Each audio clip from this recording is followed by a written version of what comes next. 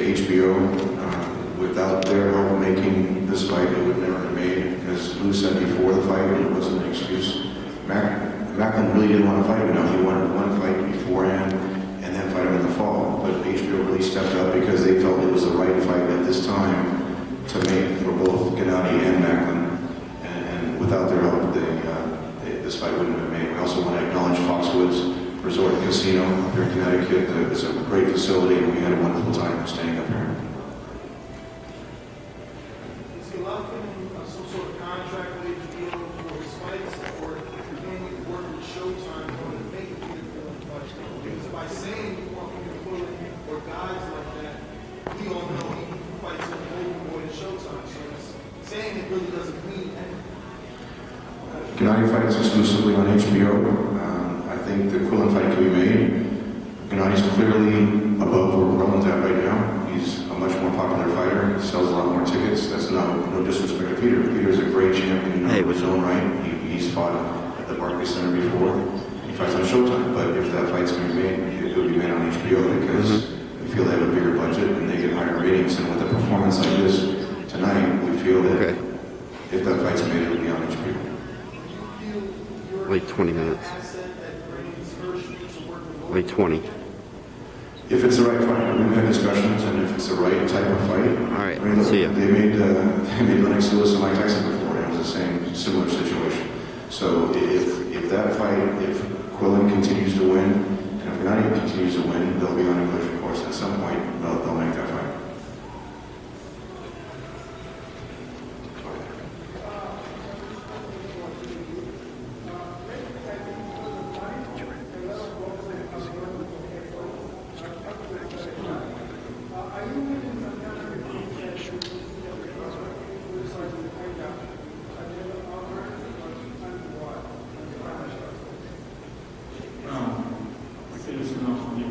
I love boxing because boxing is a big lesson for me. You know, just okay, yeah, I'm a fighter, but I don't know boxing. I like boxing. I love boxing.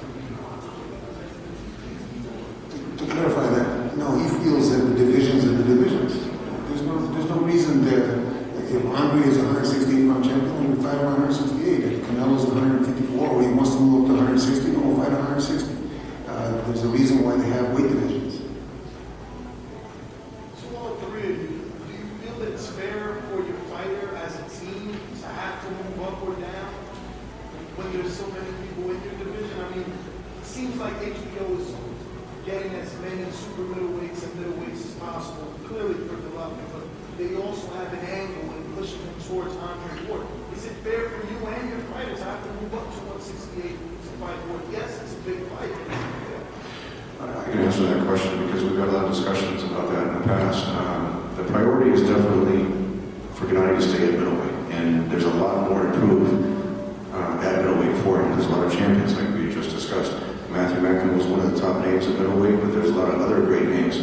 With that being said, if there's a big fight at 168 or 154, a compelling fight that makes sense, he's willing to do that. Right now, we don't think it's the right time, but if there's a fight against the Canelo at 154, against the Mayweather at 154, or if Andre Ward, he's still, he's still kind of recovering right now from the injuries, but if that becomes a compelling fight down the road, then that would make sense. But it's only going to be a fight by choice between Abel and Gennady if they move up to 168. Now, Ward said tonight that he's ready for Golovkin, but that if we ask his team, you'll say Golovkin needs 1 to 2 years. I mean, Abel can probably answer that better. I don't think Golovkin needs any time to fight anyone. I think a fight like that is a huge fight if it became a reality between Gennady and Andre Ward, but that's a fight that would take time just to make sense. And that's not backing out of the fight, it just wouldn't make sense at this particular time. Abel can answer that as well. I'm not always politically correct, but I've told you in the past, you have to shame these guys into accepting a fight. They keep talking, but all they do is talk. Andre's got to come to the table, call Tom Lawler. I say that consistently, call Tom Lawler. There's a lot of fights that can be made, but all of a sudden they want so much money that it can't be made. So, you guys have to shame these guys into fighting. All the names that you're mentioning are just talking. But the promoter is saying it's not the right time for award money. As Andre called him, this is the star right here. Andre needs to call Tom. We feel, I mean, and again, we went into this with I think the 2-day series touched on it a little bit. We all have a lot of respect for Andre Ward. He's clearly the best 168-pound fighter out there. With that being said, a fight like that, where Gennady were to move up, it just takes time. It wouldn't make sense to move up right away and fight the top guy at 168 when he's still building his name at 160. You'll see with the ratings and the HBO campaign that they did around this fight that he's still building his name, and there's a lot of names at 160 that make a lot of sense. But that fight, if Andre stays at 168, that fight probably next year would make a lot of sense. It's not that he's not ready for it, it just wouldn't make sense from a promotional standpoint. Why would you shortchange both fighters when that fight could be a monster fight next year as opposed to rushing it? That's the part that doesn't make sense. Tom, question for you and Gennady. The nature of this fight being short, I know that you guys have maybe a date in November at the card. Gennady, is it your preference to fight before November and then get to that fight, or after that fight to complete your 5 fights this year? Just good time for me in November. I can in September too. Maybe in September. No, I have time. I have good days. Tom, your thoughts?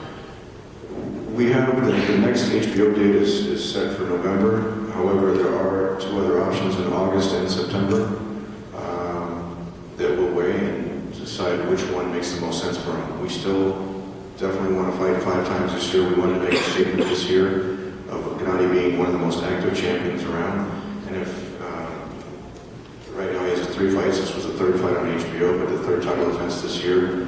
And the next HBO date would be November. However, if an opportunity came up in between then, we would definitely fight it. Yeah, when was the last time you were hurt in a fight that you need to recover from?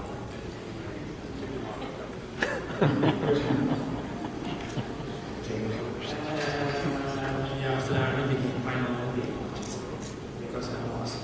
So never as a professional? No, never. Easy fight. Every fight easy. Chris is not healthy physically, but he's talking about being hurt. Yeah. He's lost it. Right. Physically. Not physically. So you feel like you've never been physically hurt? No. Yeah, would you worry about, you see the short fight, training camps, you would be concerned about burning them out? Yes, Tom and I discussed that with him. I have to change the way I spar and the way I'm working to make sure that overdoing it because he is fighting so consistently. But we made those adjustments. Can you speak to just any specifics about kind of adjustments you might make? Well, the rounds and the guys that spar with, like the sparring, speed guys instead of the bigger guys that were sparring before. And unfortunately for him, he can't really work like he wants to because these guys are just small. He's working more on the soft edge, the movement, his head, position, trying to get angles. So the speed guys kind of do that for us and it keeps him from wearing out. Abel, congratulations. Congratulations. How do you, when he's fighting these guys and just beating them so easily, how do you as the trainer, like Chris said, a long training camp, keep G from getting complacent and thinking it's all going to come so easy? And if you can answer that also.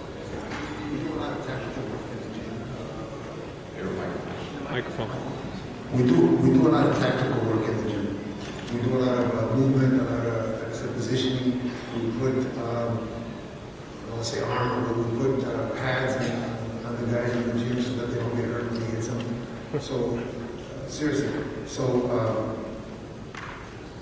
they're working hard and he works hard without trying to hurt him. But if he does happen to let go one, they have padding on him so that they. But can you keep him continuing to work that hard when the fights are coming so easy? He wants to. He wants to.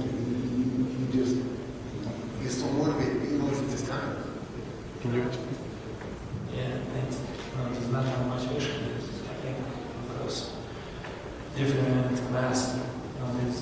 Okay, I respect Matthew today. Just nothing for me. Just because I'm in a different class. Dan, I can answer that from a promotion standpoint. When I started working with Gennady, he had so much pent-up frustration for not being able to display his talents and not being able to get in the ring and not being able to defend his titles as much as he wanted to. Now that he has that ability, he's willing to make the sacrifice. He understands at 31, he's still a young champion, but he's in the prime of his career, and if he really wants to make the statement of becoming one of the best middleweights ever, it's going to take activity and to fight, to defend the title often.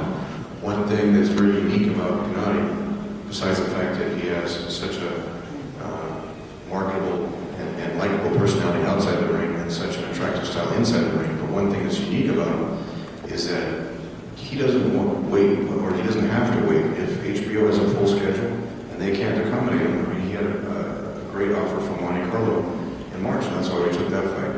And it was, you know, he had the Prince Albert in the ring congratulating him, putting the belts on him. I mean, how many fighters can say that? That was, you know, we thanked Rodney Berman for putting that fight together. It was a tremendous fight. We have another fight offer now from South Africa. I mean, these are the type of fight offers that he has around the world. And the definition of being a world champion is not just fighting here in the States or in New York or wherever. It's he wants to fight around the world and fight the best fighters around the world, whether it's going to England, going to Australia, going to Europe, and that's really, you know, the focus is to fight here on HBO in the United States. That's clear, but when there's opportunities that make a lot of sense for his career, he'll take advantage of those as well. You know, as fight fans, we expect a lot from our champions, so clearly we already want to know what's next. Being as though that this date is for November, are you guys looking to see what happens in August with Barker and Gill, or is Martin Murray a possibility? Because, and I say this only because Abel has told me numerous times that you guys submitted 25 names, so you basically know who HBO is going to accept and who they're not. It's not a thing where you have to wait. You know who they're going to take. We actually didn't submit any names. We just accepted all the names in middleweight. You know, it's like they were not used to it. When I went into the office with Gennady last year and with Max, said he'll fight anybody, and it wasn't that he was stretching. You know, a lot of fighters said, "Oh, we'll fight," but then all of a sudden the financial conditions, or the doping, whatever, there's always an excuse. With Gennady, it wasn't an excuse. I mean, Luna Bella made a lot of sacrifices to make the fight with Macklin, and we made a lot of concessions on our side to make the fight reality. But those are how these big type of fights get made. And when you have a champion like Gennady, we're willing to make concessions in order to further his career and make the fight reality in the ring. And that's, I think, what sets him apart is the fact that he is one fighter. But in terms of an opponent for November? Oh yeah, getting back to that. So, I mean, the winner of Gill or Barker, I mean, you know, Daniel Gill has a title. It's not the title that he started with when he was forced to fight, or when he was supposed to fight Gennady. But I mean, he's still a great champion, and the winner of that fight is a reality. Although it's my understanding that they have a mandatory coming up. But you know, Martin Murray put on a great performance against Sergio. A lot of people thought that he might have won that fight over there in Argentina. So that would be interesting. It's just that Murray has had visa problems, but you know, fighting Murray in England, that would be a possibility too. Even though it's unusual for a champion to go to someone else's backyard, if that's a fight that makes sense down the road, he would do that because that's a great fight as well.